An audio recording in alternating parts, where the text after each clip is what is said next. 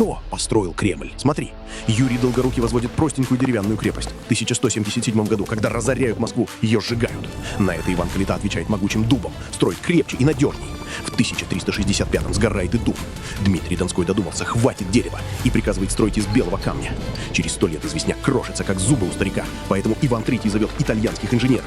Задача построить больше, лучше, мощнее. Иностранцы собирают главный символ Руси в итальянском дизайне. В 1547 в городе начинается Великий пожар, а в первой безымянной башне в то время хранят порох. Он взрывается. Раскаленные кирпичи летят к Москве-реке, горят сад и мост. Башню и часть стены отстраивают заново.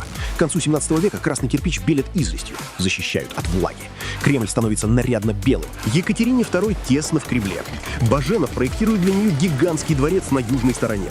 Под фундамент освобождают место, разбирают стену. Потом женщина передумывает. Стройку отменяют, пролом закладывают.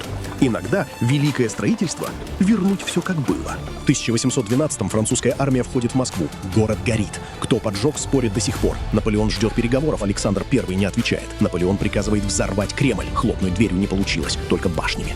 Архитектор Осип Баве отстраивает их заново. Николай I возводит большой дворец и новое здание оружейной палаты. К 1900-му побелка сходит клочьями. Парадный вид Кремля заканчивается раньше империи. В 1930-е советская власть подгоняет Кремль под себя. Орлову меняет на звезды, монастыри на военную школу. Мост тоже разбирают и ставят новый, ниже по течению. С прошлым не спорят, его просто сносят.